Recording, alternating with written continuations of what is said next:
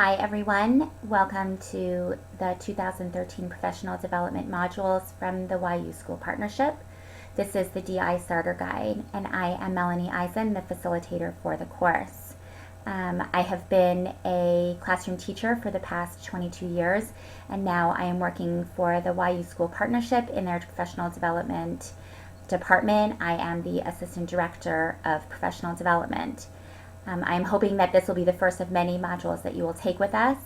There are 4 offered this summer, and beginning after the Fall Chagim, there will be many more offered on a variety of topics that I hope that you will explore. The goals for this module in the DI Starter Guide is to familiarize you with the origins of differentiated instruction, introduce you to Carolyn Tomlinson, one of the godmothers of differentiated instruction, help you to understand that differentiated instruction was created to meet the needs of more students in your classrooms. In order to get to know your students better, we will be, in the first week, developing learner profiles so that you can give them once you get back to school to your students, so that as you're planning your lessons in the fall and for the whole year, you will be cognizant of your students' prior knowledge, their interests, their learning styles, and their preferences in learning environments. The next 2 weeks will be an introduction, so you will learn basic tools of differentiated instruction.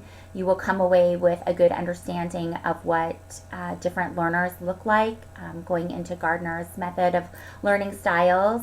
You will take, even for yourself, a quiz to find out how you learn best, or how you could be described what learning style you are featured most prominent in your own learning, so that you can become more cognizant of all the variety of learners that exist in your classroom. This first slide sort of basically explains why differentiated instruction was created. For a fair selection, everybody has to take the same exam. Please climb that tree. Of course, not all these animals will successfully climb the tree.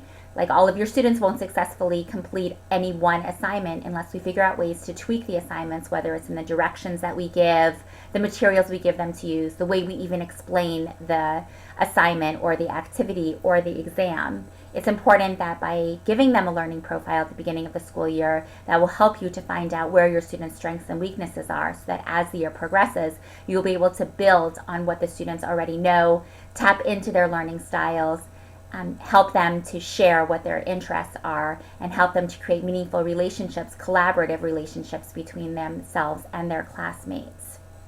Differentiated instruction was originally created for the highest level of student. The reason for that was because at the time people were paying attention to children with learning disabilities, children who had different learning styles than the traditional student might have.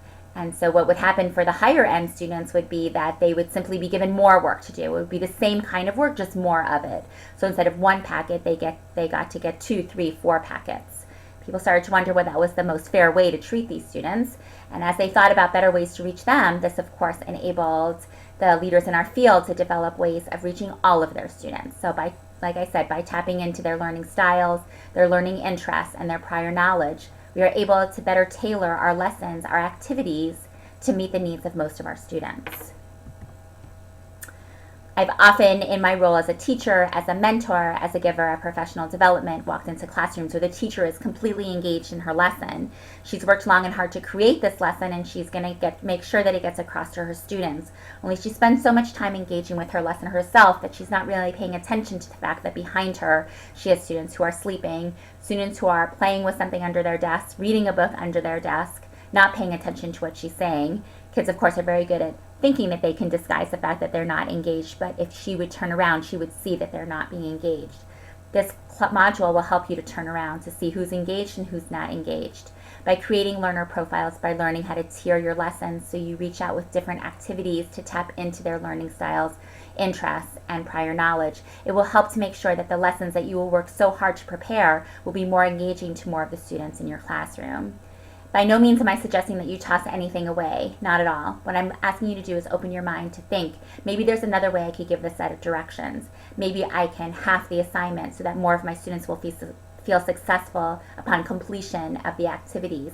Maybe it's simply in the way I'm explaining the directions or presenting the lesson that I could stretch myself slightly beyond my comfort zone to try to appeal to maybe the naturalist learner or the more tactile learner who needs more than me just telling them what to do. They need to actually feel involved in it. It is my goal that at the end of the second week of the module, you will be able to create a tiered lesson, meaning that you will be able to create a lesson where you might give a general lesson to everybody, but then break the kids up into groups so that you could appeal to different learning styles, interests, and prior knowledge. I hope that you enjoy the course. I hope you understand that my full intention is what's written on this slide. You don't have to see the whole staircase, just take the first steps. By taking the first step, by taking this class, you're going to become a more reflective teacher, a more proactive teacher, thinking about your lessons in a slightly different way. You're going to write in your lesson plan book and hopefully be able to see that if I just tweak the lesson just slightly, I might reach more of my students. The goal of any of the modules that you will be taking, and hopefully you will take many with us, are to reach more of your students. It's the kids that we have in heart. It's why we're here. No matter what you teach, you want your children to learn, and these modules will help you to reach more of your students.